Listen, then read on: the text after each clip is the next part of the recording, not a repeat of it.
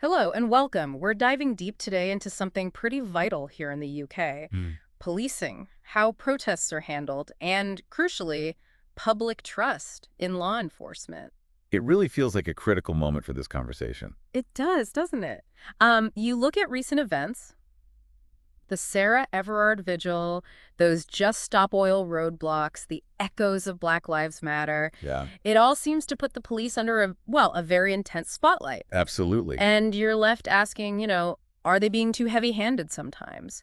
Or is it more about deeper systemic issues, maybe even political pressures? It's definitely complex, lots of layers to peel back, and each event you mentioned sort of highlights a different angle on the problem. Exactly.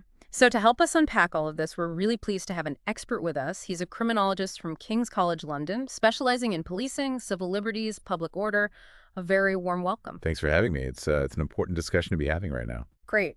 Okay, let's get straight into it then. We hear a lot, obviously, in the news, people talking. But from your perspective, where does public trust in the police actually stand right now? Well, the data we have, the surveys and so on, they paint a pretty clear picture. Trust is under, well, considerable strain. Right. We've seen a noticeable decline in confidence over recent years, particularly stark when you look at the Metropolitan Police. Okay. But it's not uniform across the board. Yeah. There are definite variations. Like who trusts them less, for instance? Generally, younger people tend to have lower trust. People from ethnic minority backgrounds, too. And perhaps unsurprisingly, groups involved in protest movements often report lower confidence levels. Makes sense. And what's really interesting there is thinking about the long-term impact. Hmm. This generational divide, this demographic split in trust. What does that mean going forward? Yeah, that's a big question. And what are the main drivers behind this erosion of trust you mentioned? I think a major factor has been a series of really quite damaging scandals. Hmm. Things involving racism, misogyny, uh, wider institutional failings that have come to light within police forces. These sorts of things, they inevitably shake public faith, don't they? Faith in the basic integrity of law enforcement. It does feel like there's been a steady stream of these stories. Was there one particular moment, though, that felt like a real tipping point? That's a good question. While lots of things have contributed over time, I think the murder of Sarah Everard by a serving Met officer, that was truly a watershed moment. Yes, I remember the shock. And it wasn't just the awfulness of the crime itself. It was also, crucially, the police response to the vigil held for her afterward. Right, the images from that were difficult. Exactly. Seeing women mourning, being pinned down, arrested. Mhm. It just looked, well, it looked like mourners being treated like rioters. It exposed this huge disconnect between the police and the public. A profound disconnect, as you say. And it shattered something specific, too, I think. That sort of basic expectation of safety, particularly for women. Safety provided by the very people meant to protect you. That social contract felt broken. That really resonates. Let's shift focus slightly to protests. It certainly feels like protest policing has become more, well, adversarial lately. Is that something you observe? Yes, I'd agree with that observation. There does seem to be a noticeable shift away from the traditional idea of policing by consent. Can you just remind us what that means exactly? Sure. Policing by consent is basically the idea that police legitimacy, their authority, it relies on public approval and cooperation, not just on, the power the law gives them. Okay. And what we've seen, particularly with the Public Order Act 2023, is an expansion of police powers. How so? Well, it gives them more scope to intervene preemptively, to stop protests they deem likely to be, quote, disruptive. Right. Before they even happen, potentially. Potentially, yes. Yeah. And this applies across the board: climate protests, strikes, even peaceful assemblies. So it's quite broad. It is. And connecting this to the bigger picture, it definitely raises questions about the balance, doesn't it, between keeping order and protecting that fundamental right to protest. So with these expanded powers, what's the main worry? Where's the concern focused? I think the key concern is the line is becoming increasingly blurred Line between. between legitimately maintaining public order, which is, of course, a police function, and potentially suppressing legitimate dissent. Oh. When you lower the threshold for police intervention, and when disruptive becomes, well, a bit open to interpretation, there's a real risk that the right to protest itself gets chipped away. Which leads to the question, is this really about public safety and stopping major disruption, or is there a political element here? optics, perhaps? I suspect it's probably a bit of both, but there's definitely a growing feeling that political pressure is playing a bigger role in how protests are policed. How does that work in practice? Well, think about it. Protest fundamentally is often meant to be inconvenient, isn't it? Sure, that's often the point. It's how you get attention, demand change. But when you have politicians labeling civil disobedience as, mob rule or a threat to order, Right. it creates this climate where police might feel pressured, perhaps implicitly, perhaps explicitly, to take a harder line, to clamp down on dissent, maybe sometimes regardless of the specifics. That's a really crucial point about that external pressure. Let's talk about some of the internal issues within the police forces themselves. We've seen reports, official reviews, talking about racism, sexism, abuse within the ranks. Is this systemic? Sadly, the evidence points very strongly in that direction. These aren't just, a few bad apples. It's deeper than that. Much deeper. You only need to look at the Baroness-Casey review into the Met. Yes, that was damning. It concluded the force is institutionally racist, misogynistic, and homophobic. That word institutionally is key. What does that signify institutionally? It means it's not just about individual officers' prejudices, though that exists too. It's about the systems, the policies, the procedures, the culture within the organization that ends up disadvantaging certain groups. It reflects norms that have gone, frankly, unchecked for too long. And the impact of that internal culture, what does that do to community trust? Oh, it's devastating.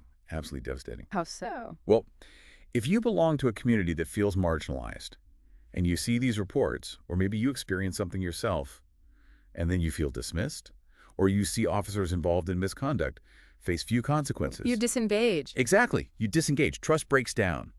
People become reluctant to cooperate with the police, report crimes, provide intelligence. And the knock-on effect. The knock-on effect is often policing that becomes more reactive, maybe more aggressive, because they don't have that community support. It becomes less effective, ultimately, which then raises that huge question. How on earth do you start rebuilding that bridge? A vicious cycle, it sounds like. Okay, let's pivot slightly to the politics of it all. We often talk about police operational independence, but how much real influence do politicians have? Well, the principle of operational independence is vital, of course, but the reality, I think there's undeniably a growing level of political, interference or influence. Can you give an example? Sure. You see things like home secretaries publicly criticizing specific police operations, or pushing for more arrests during certain kinds of protests, or conversely, very publicly praising forces for taking a particularly hard line. And that filters down. Inevitably.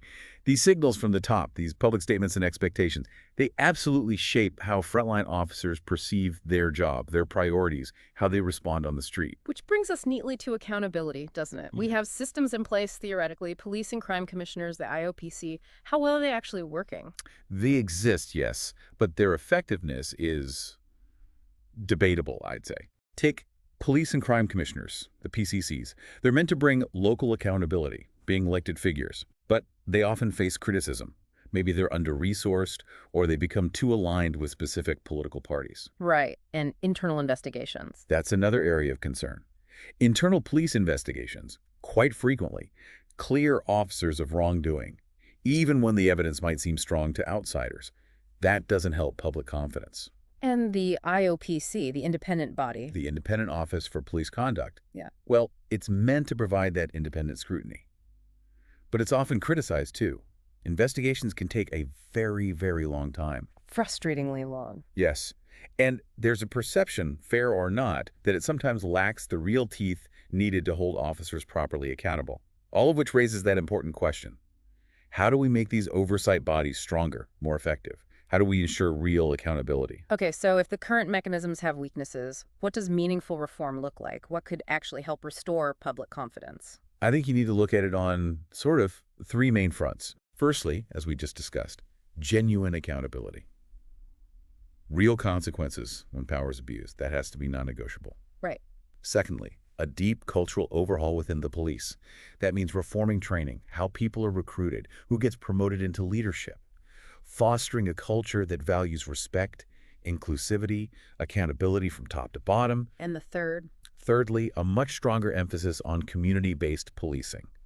shifting the focus towards dialogue, engagement, actually building relationships, not just seeing policing as purely about enforcement. That idea of shifting focus, it brings up a term we hear sometimes, especially from the U.S. context, Yeah. defunding the police. What does that conversation look like here in the UK? Is it the same? It's a bit different here, I would say. The defund conversation in the UK isn't generally about, completely abolishing police forces. Okay, so what is it about? It's more about a perhaps strategic reallocation of resources, asking whether some things the police currently do, like, say, responding to mental health crises or dealing with certain youth issues, could those be handled better, more effectively, by other specialized services?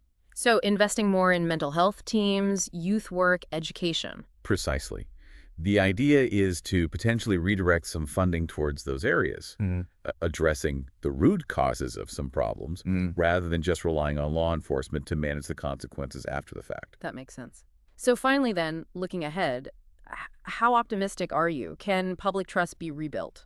Oh, it's definitely a huge challenge, no doubt about it. But is it possible? Yes, I believe it is. But it won't be easy. Not at all. It's going to be a long, quite arduous process. It needs real sustained effort. It needs genuine political will, which is sometimes lacking, and it needs transparency top to bottom. So more than just a PR exercise. Absolutely. It can't just be about rebranding or a new slogan. It requires a fundamental rethink, a reimagining, really, of what the role of the police should be in our society today, and a genuine commitment to tackling those deep-seated problems we've talked about. This has been incredibly insightful, really helps to understand the nuances.